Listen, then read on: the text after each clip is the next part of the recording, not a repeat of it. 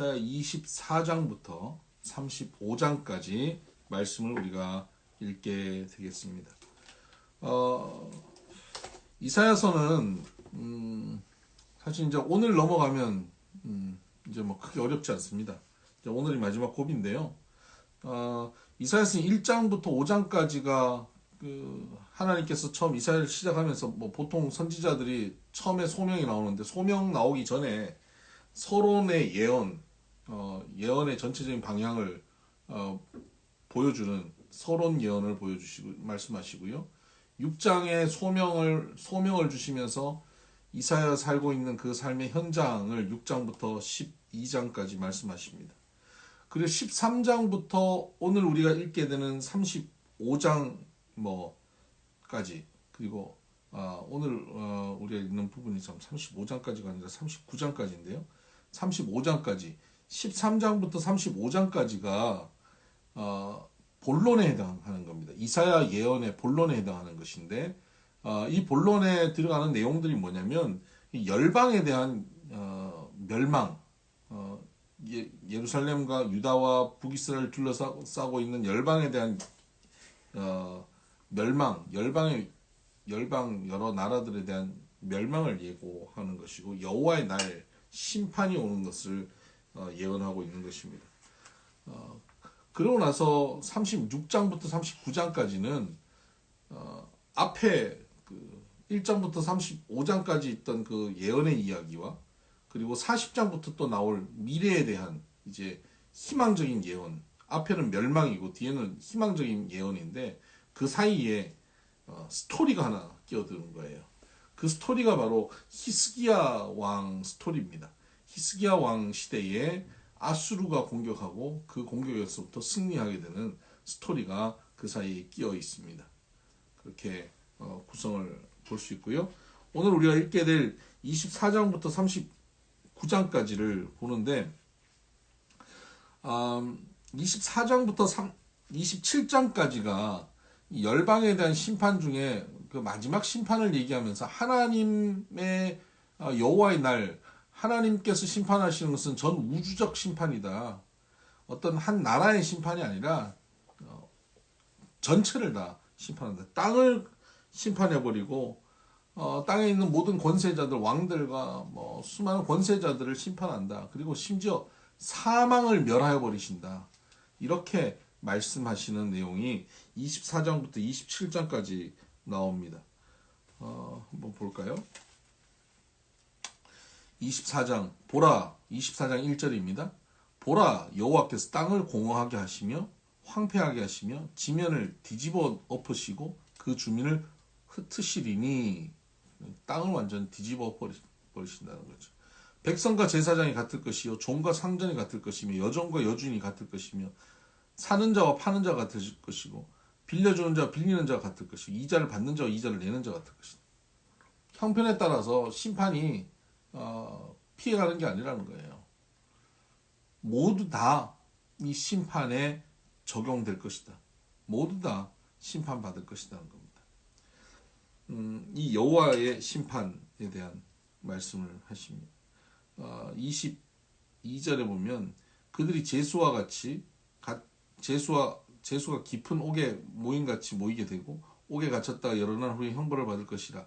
그때에 달이 수치를 당하고 해가 부끄러워하리니 이는 만군의 여호와께서 시온산과 예루살렘에서 왕이 되시고 그 장로들 앞에서 영광을 나타내실 것이다.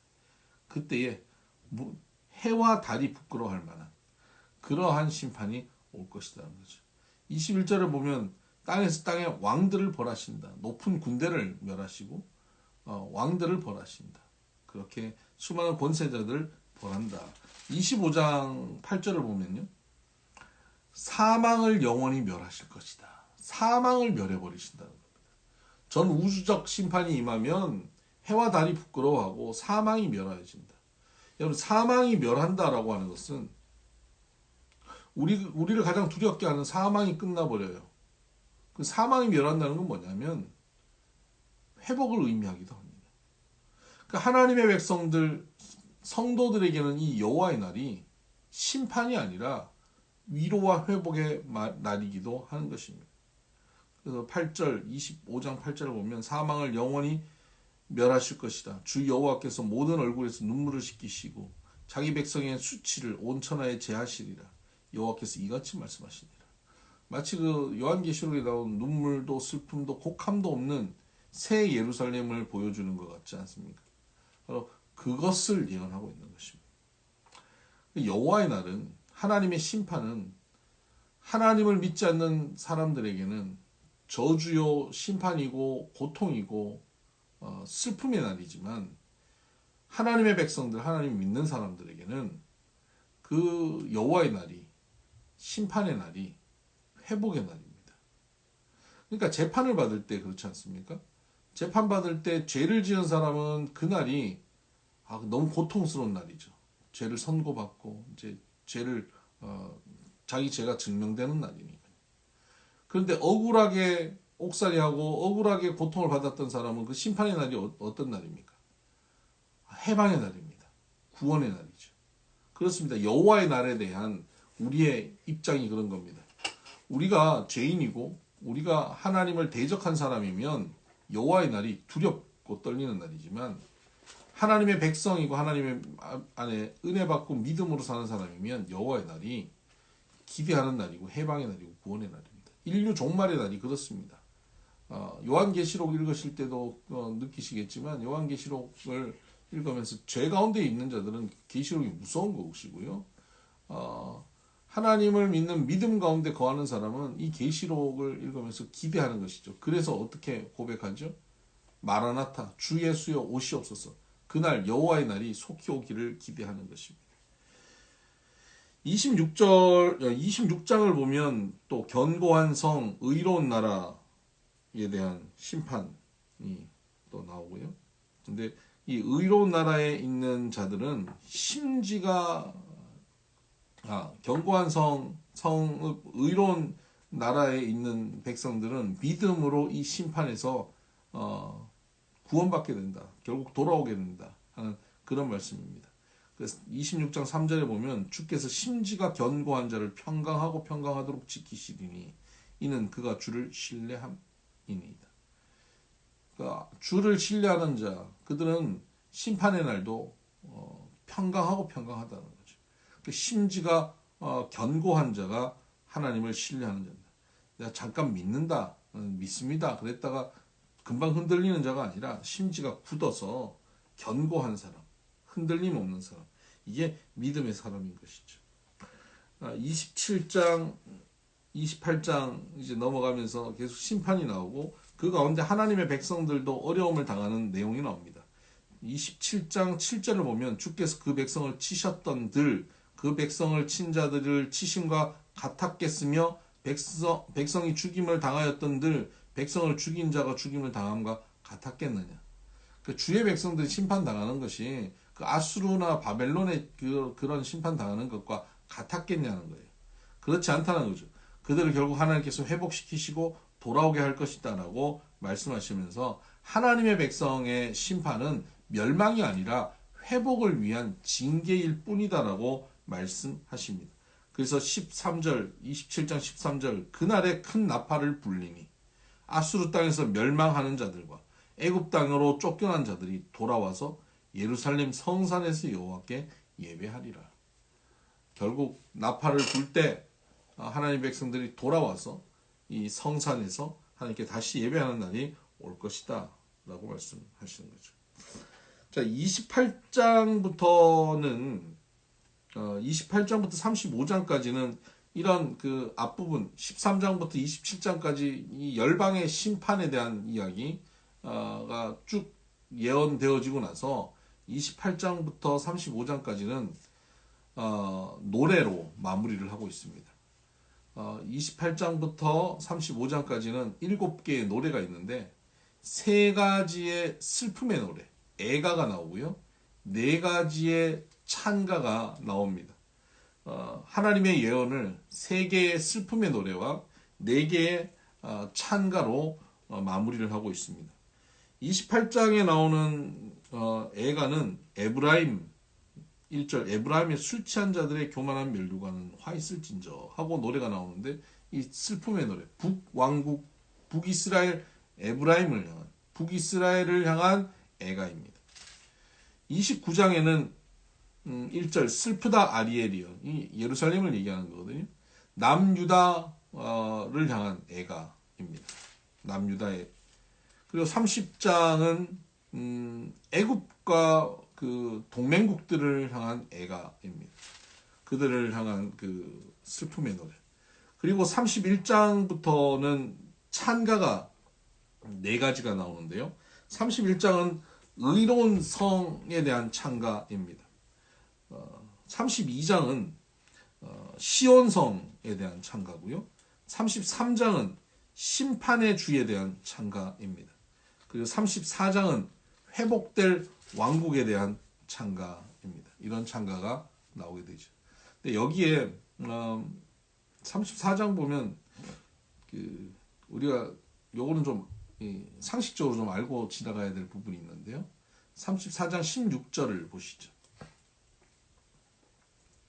너희는 여호와의 책에서 찾아 읽어보라. 이것들 가운데서 빠진 것이 하나도 없고 제짝이 없는 것이 없으리니 이는 여호와의 입이 이를 명령하셨고 그의 영이 이것들을 모으셨습니다.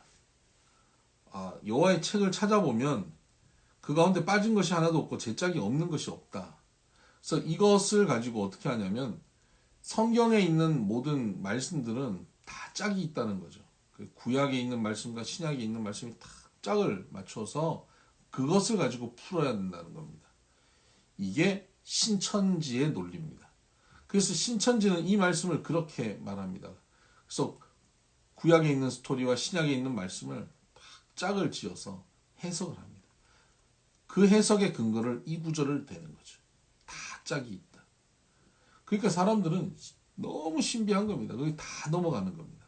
근데 여러분 이 구절은 성경에 구절이 짝이 있다는 말씀이 아니에요. 34장 8절을 보십시다. 이것은 여호와께서 보복하시는 날이요 시온의 송사를 위하여 신원하시는 날이라. 여호와의 날에 대한 말씀입니다. 여호와가 심판하는 날인데 그날 어떻게 되냐면 9절 에돔의 시내들은 변하여 역청이 되고 그 티끌은 유황이 되고 그 땅은 불붙은 역청이 되며 에돔에 대한 심판을 구체적으로 설명하고 있습니다. 그래서 그 땅은 다 무너질 것이라는 거죠. 그래서 11절 보면 당아새와 고슴도치가 그 땅을 차지하며 그 에돔의 땅을 이들이 차지하는 거예요. 부엉이와 까마귀가 거기 살 것이고 여호와께서 그 위에 혼란의 줄과 공허의 줄을 들이씌울 것이며 즉 그들이 국가를 이으려 하여 귀인들을 부르되 아무도 없겠고 그 모든 방백도 없게 될 것이요. 아무도 그 땅에서 다시 회복시키지 못한다는 겁니다. 13절 그 궁궐에는 그 에돔의 궁궐에는 가시나무가 나며 그 견고한 성에는 엉겅퀴와 새풀이 자라서 승냥이의 굴과 타조의 처소가 될 것이다. 동물들만 와서 산다는 겁니다. 야생 짐승들. 들짐승 14절 들짐승이 이리와 만나며 숫염소가 그 동류를 부르며 올빼미가 거기에 살면서 쉬는 처소로 삼으며 부엉이가 거기에 깃들이고 알을 낚아서 그 그늘에 모으며 솔개들도 각각 제 짝과 함께 거기에 모으리라. 에돔이 심판당하고 거의 다 사람은 떠나고 짐승들, 야생 동물들만 모여서 짝을 지으면서 살 것이라는 거죠. 16절 너희는 여호와의 책에서 찾아 읽어보라. 이것들 가운데 여기서 이것들이라고 하는 것은 성경의 구절을 얘기하는 것이 아니라 이것들은 앞에 언급한 야생 동물들을 얘기하는 거예요.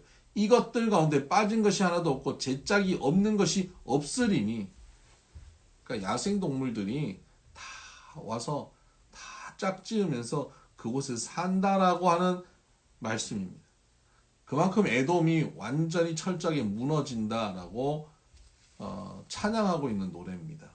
근데 이것을 신천지는 엉뚱하게 사용한 것이고 사람들은 거기에 넘어간 거죠. 이건 우리가 좀 상식적으로 알 필요가 있어서 제가 짚어드리는 겁니다. 네, 35장 회복될 왕국에 대한 노래가 나오고요.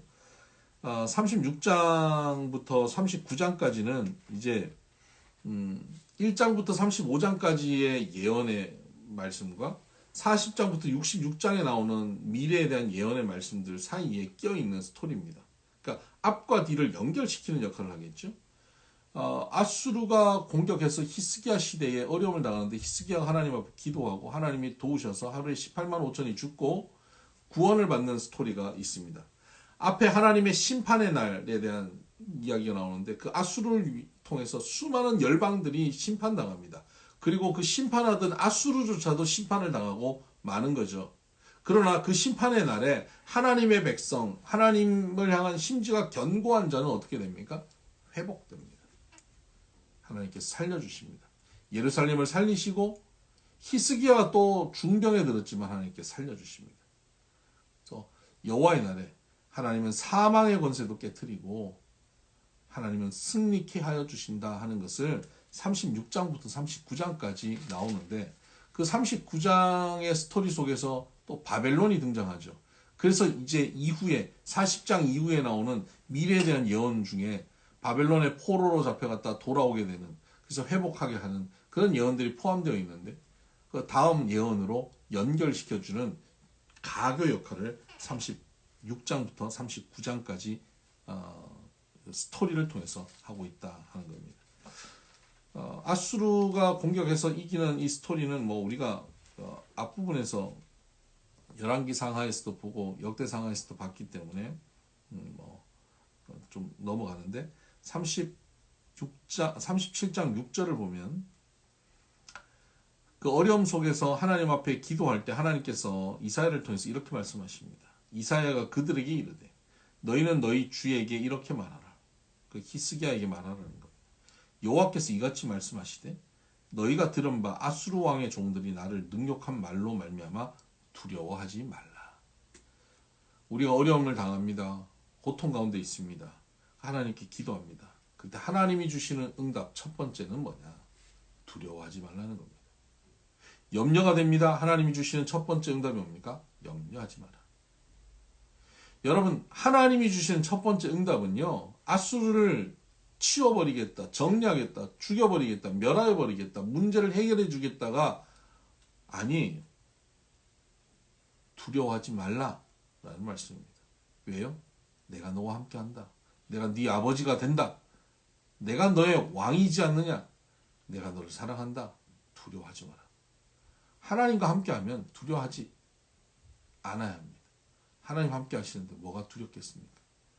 이것이 하나님의 응답입니다. 여러분 지금 어떤 형편에 놓여 있든지 하나님께서 하시는 말씀이 이것입니다. 두려워하지 마라. 염려하지 마라. 내가 너와 함께한다. 내가 너를 도와줄 것이다. 이것이 응답입니다. 이 응답을 가지고 두려움 없이, 염려 없이, 걱정 없이, 불안함과 우울함과 침체됨이 없이 주와 함께 넉넉히 걸어가게 되기를 바랍니다. 38장에는 그 히스기야가 이제 병에서 고침받는 내용이 나오고요. 그래서 38장의 그 병이 언제 히스기야 병이 언제 났느냐 이게 명확하게 나오진 않지만 38장 5절에 보면 이렇습니다. 너는 가서 히스기야에게 이르기를 내 조상 다윗의 하나님 여호와께서 이같이 말씀하시기를 내가 내 기도를 들었고 내 눈물을 보았노라. 내가 내 수안에 15년을 더하고 너와 이 성을 아수르 왕의 손에서 건져내겠고 내가 또 이 성을 보호하리라. 병을 고쳐주시겠다고 하는 말씀과 동시에 아수르 왕의 손에서 건져내겠다는 말씀이 있습니다. 그러니까 이 병과 아수르의 공격의 영향력은 중첩되고 있는 것이죠. 아수르가 공격하는 시기와 히스기야가 병으로 고통받는 시기가 함께 중첩되어 있는 모습을 우리가 볼 수 있습니다. 여기서 우리가 알 수 있는 것은 뭐냐면 고난은 한꺼번에 몰려온다는 겁니다. 여러분 고난은 한꺼번에 몰려옵니다. 그때 이렇게 맞고 저렇게 얻어 터질 때 그 순간 하나님을 붙잡고 의지하면 한꺼번에 몰려온 고난이 한꺼번에 사라집니다. 믿으시길 바랍니다. 하나님 앞에 기도했을 때 하나님께서 아수르도 정리해 주셨고 병도 고쳐주셨습니다. 우리에게 이런 은혜가 있게 되기를 바랍니다.